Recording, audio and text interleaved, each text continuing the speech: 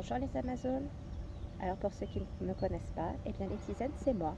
En fait je m'appelle Laetitia ou Letty pour les intimes. Et je vous souhaite à tous la bienvenue sur ma page. Aujourd'hui j'ai envie de vous parler de mon parcours car j'ai dans l'espoir que peut-être cela puisse vous inspirer, vous rassurer et peut-être même remotiver certains d'entre vous qui en ont grandement besoin actuellement. Alors pour commencer par le début, eh bien, je suis née de l'union entre l'Italie et la Hollande et j'ai bercé dans les traditions italiennes transmises par mes grands-parents maternels qui ont joué un très grand rôle dans mon éducation. Étant donné mon affection pour l'aide, la compassion et l'écoute de l'autre, je passe un bac sciences médico-sociales avec des idées de métier en tête. Mais finalement, à l'âge de 18 ans, je quitte ma famille et j'épouse la famille de celui qui allait devenir mon époux. À ce moment-là, j'ai mon baccalauréat en poche et je décide d'entamer une formation en alternance en espérant pouvoir trouver du travail rapidement. J'avais vraiment hâte de pouvoir commencer à aider les gens et surtout apprendre l'utile. Et effectivement, j'ai occupé plusieurs postes de secrétaire, que ce soit dans le médical, le social ou le transport. Il m'est également arrivé de dévier du médical puisque à la naissance de mon fils et un peu plus tard de ma fille, il fallait bien nourrir la famille. Quand on devient parent, toute notre vie est chamboulée, mais aussi notre vision des choses, de la vie. Et alors, nos valeurs se réajustent. Tous les postes que j'ai occupés avaient un lien avec la relation aux autres, l'écoute, l'aide et la compassion. Et c'est ce que j'ai apporté avec bienveillance à ceux dont j'avais la charge et qui me le rendaient bien d'ailleurs. Pourtant, je me sentais souvent bloquée, empêchée, soumise, frustrée, trahie parfois par ce que je voyais ou constatais au sein des entreprises, comme le type de management par exemple, ou l'état d'esprit de l'entreprise, ou des consignes incohérentes et parfois illégales et imposées. Vous voyez ce que je veux dire? Ce n'était pas du tout en accord avec mes valeurs. Je n'y trouvais que peu de respect et d'honorabilité, ce qui provoquait en moi, qui suis une hypersensible, une tornade d'émotions de toutes sortes. Et je finissais soit par partir, soit par être remerciée. Le pire, c'est que je ne comprenais pas pourquoi à chaque fois j'étais remerciée. Mes collaborateurs ou mes supérieurs hiérarchiques me disaient que je n'étais pas faite pour ces postes. Et je ne comprenais vraiment pas ce qui clochait. Une ancienne patronne, que j'appellerais Madame A, m'a même dit au moment de signer les papiers de licenciement qu'un jour, je la remercierais. À ce moment-là, je n'avais vraiment pas envie de la remercier, croyez-moi. Après ce licenciement par Madame A, il m'a fallu 2 ans pour m'en remettre. J'étais beaucoup éprouvée, j'avais perdu toute confiance en moi. Après cela, je me suis lancée dans la vente des célèbres boîtes en plastique. Les horaires étaient libres, cela me permettait de m'occuper de ma fille qui venait d'arriver. J'aimais bien cuisiner et rencontrer du monde, alors je me suis dit, pourquoi pas, essayons. À force de pression pour vendre et de mise en compétition, lorsque j'en suis arrivée à me dire qu'il fallait que je cible des personnes fortunées, ou de me l'entendre dire d'ailleurs, cela ne respectait plus mes valeurs et je me suis dit qu'il était temps d'arrêter.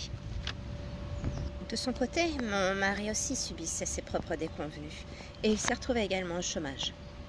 Alors pour rebondir, nous avons décidé de profiter des opportunités données aux chômeurs pour créer notre entreprise. Et c'est ce qu'on a fait. En 2014, on a monté une entreprise de transport. Et avant cela, il nous a fallu suivre tout le parcours de création, monter un business plan, chercher les fournisseurs, négocier les prix, tout ça. Tout était à créer, mais malheureusement, malgré la bonne gestion de l'entreprise, le poids des charges a eu raison d'elle, de nous, et nous avons dû fermer l'entreprise. S'en est suivi une longue descente aux enfers, si vous me permettez l'expression.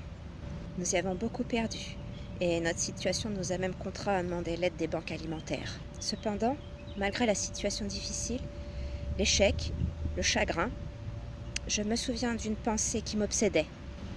Celle qu'un jour, je retenterai ma chance par moi-même et que ce sera mon idée. Je suis alors tombée dans une dépression sévère, durant laquelle je me suis vraiment détestée au plus haut point.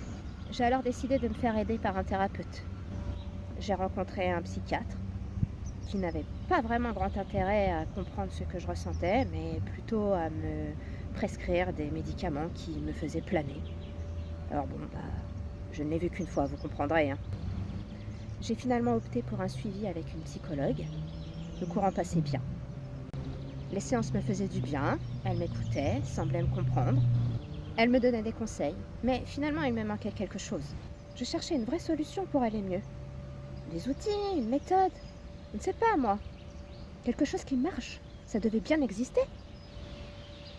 Nous sommes alors en 2016 et commence alors pour moi une quête spirituelle et personnelle. Avec Internet, beaucoup de choses sont à portée de main, des bonnes et des moins bonnes. Il est souvent difficile d'arriver à faire le tri. Alors si vous me permettez un conseil, que ce soit ici ou ailleurs, prenez ce qui vous parle, ce qui vous aide et laissez le reste. Vous allez cumuler un tas d'informations, mais il vous faudra vous l'approprier, l'enrichir par l'expérience et la transmettre selon vos valeurs. C'est d'ailleurs ce que j'essaie de faire à travers ma page et mon site internet.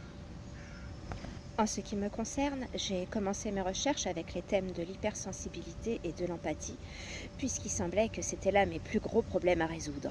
C'est ainsi que j'ai commencé à mieux comprendre mes réactions émotionnelles et à en comprendre les causes et les conséquences, et à vouloir en savoir plus. J'ai passé énormément de temps à lire des articles, à me documenter, à faire des formations sur le développement personnel, entre autres.